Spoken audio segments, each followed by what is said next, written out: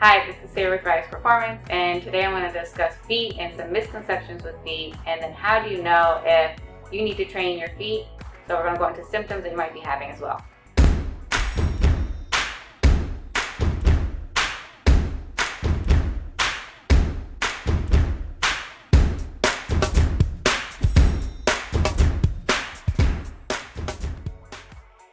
How do you know this video is for you?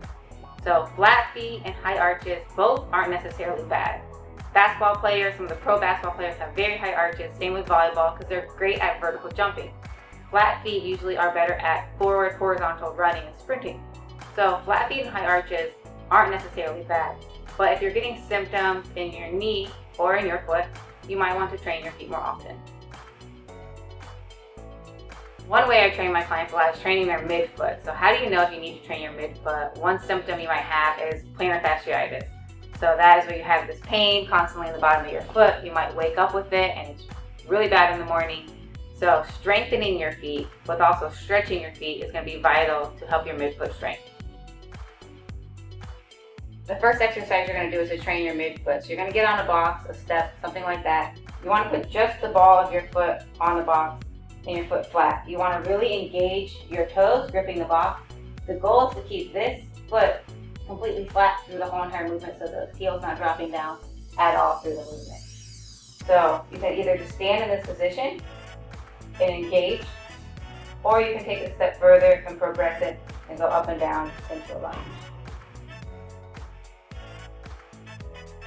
The second exercise you can do, and you can do this with a lunge, a Bulgarian split squat, anything like that where you're doing something in a stationary position, is you're going to take a band, you can tie it to a door, a bed frame, or a dumbbell if you're in a gym, and you're going to put it down, and you want to put it underneath your big toe.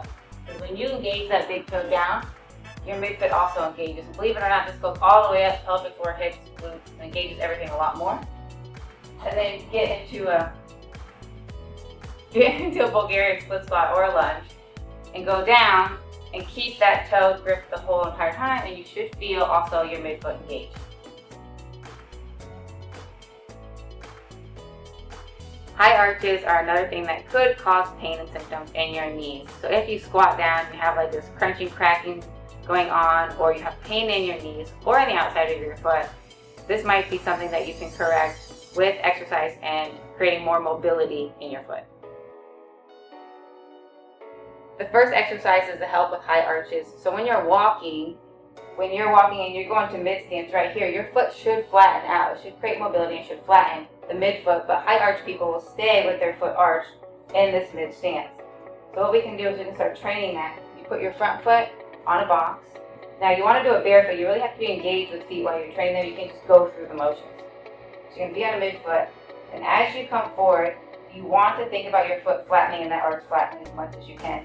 And then you're going to come back and slightly squeeze the box with your toes, and you can feel the midfoot engage. And you're just going to go back through these and rock back and forth. You can add weight, but doing this over time will help that foot learn how to also arch, but also flatten.